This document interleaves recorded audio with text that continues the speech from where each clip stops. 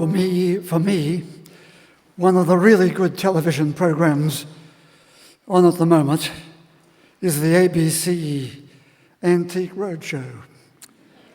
And I know many of you watch it with similar appreciation.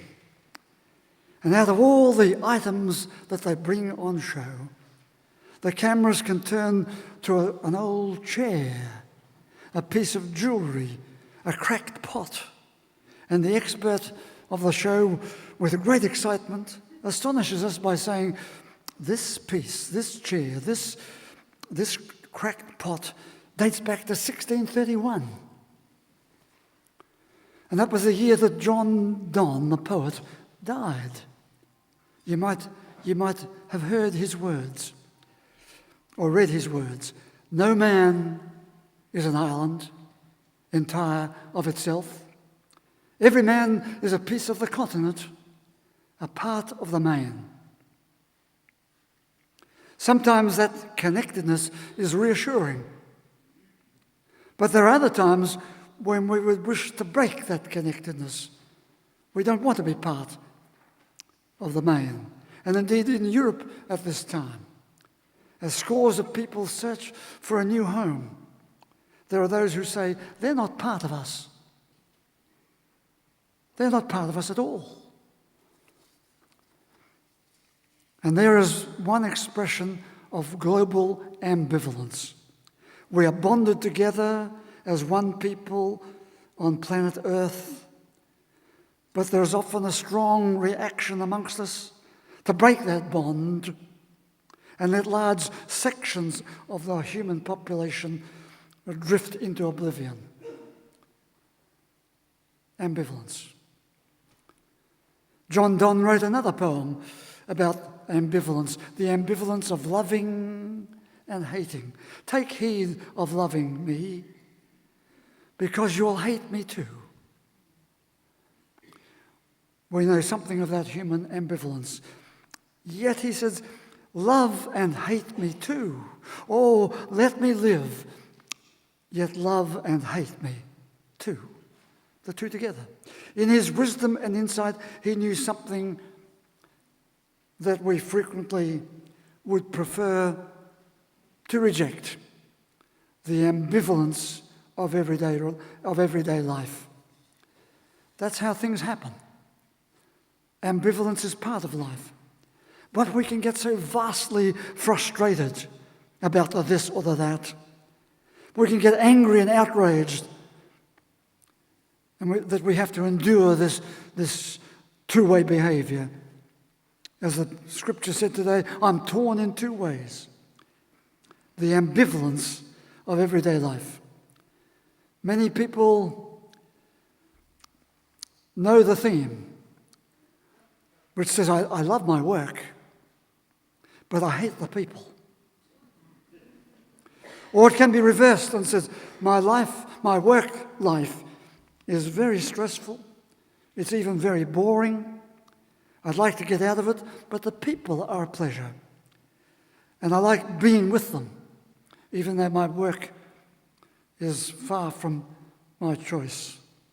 Amanda Houghton, a widely read columnist of our daily newspapers, said that she was committed to go on a holiday in a couple of days' time. But she's torn because she has to clean up the house and leave it tidy before she goes. She says, I want to go, but I can't get on and do this other work. And so she goes back and forth, up to her ankles virtually, in things that need to be done before she can go. But she doesn't want to do them. Ambivalence. Like a person who knows what needs to be done but puts off. That's, in a sense, that's procrastination.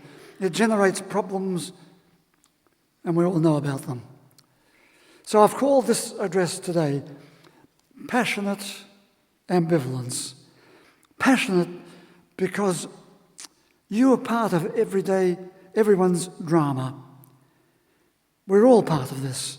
Passionate because of the energy that goes into behavior that is frequently overloaded with the emotions of frustration and resentment and fear. I want that and you want that.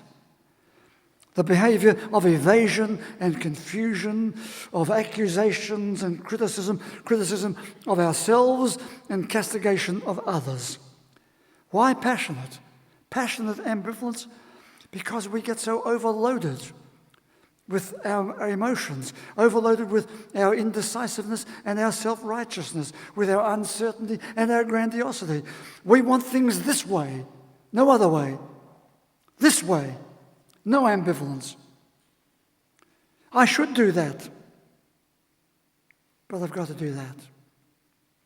It is clear what is the rational solution. But emotions invade the situation. Tangle us up from way back in our teenage years, coming forward without us even knowing what's making us behave the way we do. And we're bringing in the behavior of those early years into our behavior and our conflicts in our 50s and 60s and 70s. Ambivalence. There are a lot of good things happening in the church.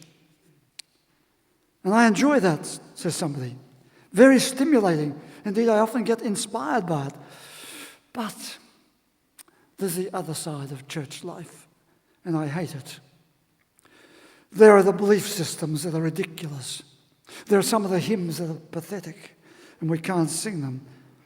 And just as I'm about to toss it all over and say I've had the lot, just as I see it's totally irrelevant to the traumas of life and what we have to deal with out there, I then hear a voice on the radio from long in the past of Louis Armstrong singing, and I think to myself, what a wonderful world. Passionate ambivalence.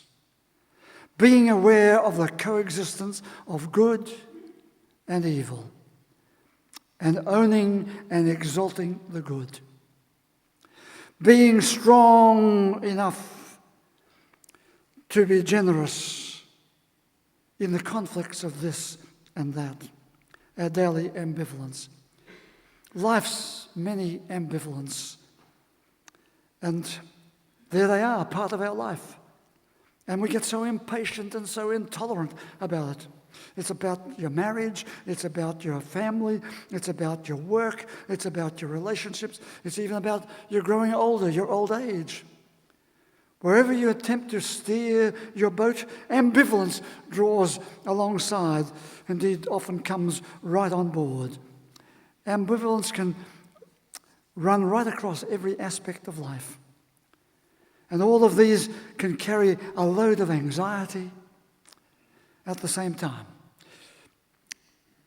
Sometimes the anxiety affects us today, no, not today, but tomorrow or 2 days down the track. If our ambivalence simmers away and is not resolved, not brought under our control, then unhappiness and discontent and even illness can ensue.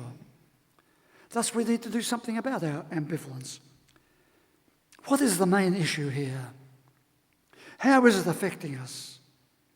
What can we do to reach our better self-management in the face of a reality that exists for all of us, our ambivalence? You can push it all aside and you can say, well, that has nothing to do with religion, surely. So frequently we go on being our religious self and we deny and evade the full existence of our ambivalence and the conflict that goes with that ambivalence, the emotional loading that goes with it, and the loading that goes with our mismanagement of it.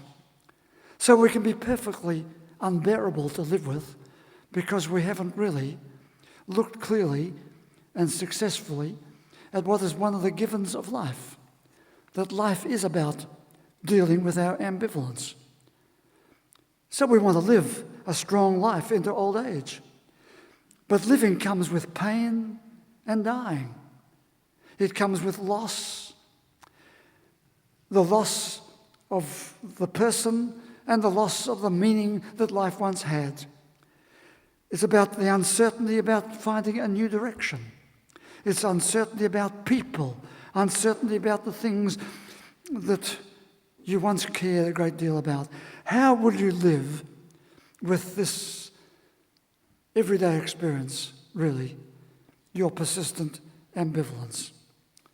Today I took 3 readings from the Scriptures. You heard them.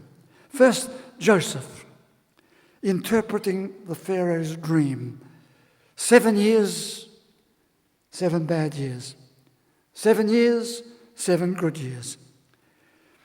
And unless you dismiss these stories as quaint little fairy tales from the past, lest you dismiss them as the irrelevant wash-up of something out of the Old Testament, pause for a minute, would you, and listen to what it's saying.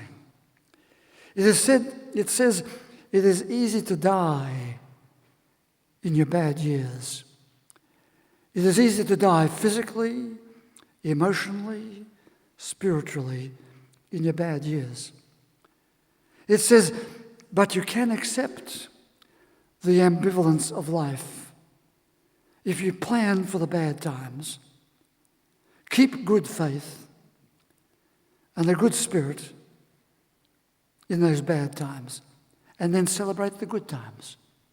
Be open to the good times, expand them, and share them. And then we came to the second reading, the Epistle to the Philippians.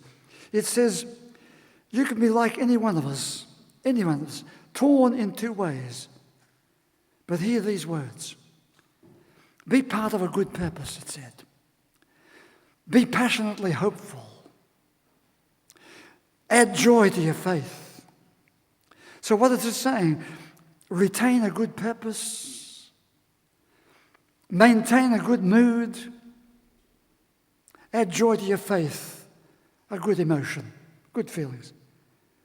So easily you can get tossed by your ambivalence, the ambivalence of everyday life. You lose your sense of purpose. You forget to be hopeful about something, passionately hopeful, it says. And remember, in all the burden of being torn in different directions, add joy to your outlook, add joy to your faith, carry joy into your future. Is that possible? So we came to the third reading, the Gospel. It was in 2 parts. First, there was a part of a woman pestering for something, and the disciples wanting to have nothing to do with her. Where did she come from? Who cares where she came from? Just tell her to go away. We don't want to have anything to do with her. Tell her to go away. And Jesus, it appears, was inclined to join their rejection. He says, I've got enough to do thinking about our lot. I can't be bothered with you and your lot. And then he said, anyway, what do you want? What do you want? And she replied, compassion. Just a little compassion from your heart. We all have compassion in our hearts, but we close the heart. Passionate compassion is to release the compassion that's stored up in your heart. Angela Merkel, Chancellor of Germany, said, let the refugees from Syria come to Germany. They are human beings. We'll take 800,000 of them.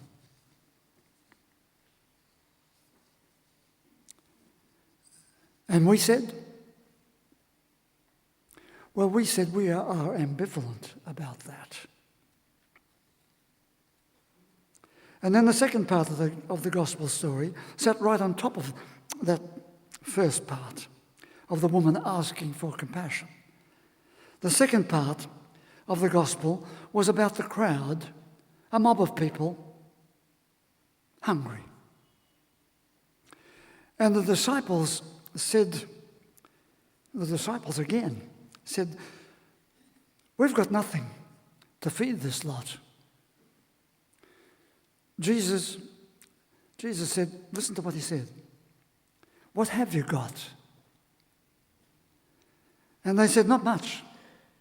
There's a kid here with a few lousy fish and a few bread rolls.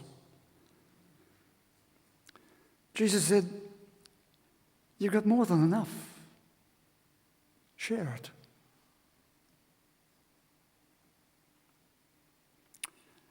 Passionate ambivalence. There we hear the ambivalence of the Christian faith. Do we turn them away? Or do we say, sit down and eat with us? Ambivalence. The management of our ambivalence. Finding a positive answer to our ambivalence. A non-aggressive focus to what she wanted, that woman. Positive action to be better human beings. In a few weeks' time, as you heard, I will deliver the Martin Buber commemorative lecture. Probably one of the most important lectures I shall give in a lifetime. Martin Buber wrote, amongst many other things, the basic movement of the life of dialogue is the turning towards the other with the purpose of having a conversation with him or her. No longer referring to them as it, them, that lot, but seeing them as human beings. They're all human beings, she said. We'll take 800,000 of them. 800,000. Let them have their dignity. Let us say I and thou, the words of Martin Buber. A couple of years ago, Paul Gilbert wrote his paper, which he called Introducing Compassion-Focused Therapy. Did you get that? Surely all therapy ought to be compassion-focused. Here this man is writing a paper, Compassion-Focused Therapy. The healing, this is what he said, the healing properties of compassion have been written about for centuries. The Dalai Lama often stresses that if you want others to be happy, focus on compassion. If you want to be happy yourself, said the Dalai Lama, focus on compassion. Yes, compassion in words and compassion in action is pervaded by ambivalence. What we might like to do and our resistance in doing it. The good motives of finding a way and the hidden motives of self-serving grandeur. The worthwhile objective of compassion and the awareness of subtle, not so subtle, manipulation. When it comes to compassion, there are 30 things you know that you can't do. There are 30 things that you know that you won't do. But Dr. Gordon Livingston, in one of his little books, reminds us that there are 30 things that you can do. And when the ambivalence blocks you and you can't decide what to do, or you feel helpless in doing anything, you sit still. Sit still. And give yourself time and space for the bad times to pass. And begin to prepare for the good times. The good times in the faith that the seasons do come and go. And we can be a positive, passionate part of them. On the negative side of coping with ambivalence of life, what do we find? Back in the 1950s, Dr. R.D. Laing pursued his research into the human mind and human relationships and wrote his widely acclaimed book, The Divided Self.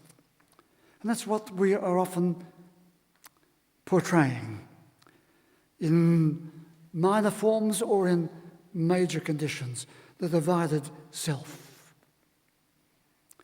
The ambivalence we experience can provoke deep disruption, both in ourselves and between each other. The unresolved ambivalence can provoke anxiety, aggravation, anger and avoidance, aggression and adaptation failure. But on the positive side, we need to accept that ambivalence is part of our life, basic to our life. And being basic, we search for a balance. Balance is so much deeply part of the good life, the full life. Balance in who we are and what we can be. Balance is what is best and what we will bring as we believe in a better way. More than that, the positive way to handle our ambivalence of everyday life is to keep in mind, keep focused in our mind in focus of seeing ahead of us a new way of being and making sure we are participants in that new way of being. Would you please stand?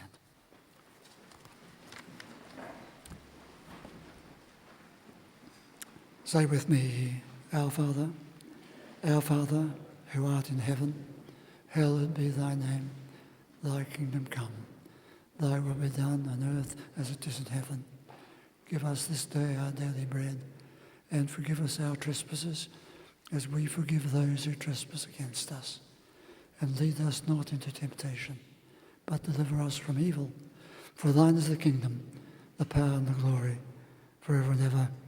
Amen. And the blessing.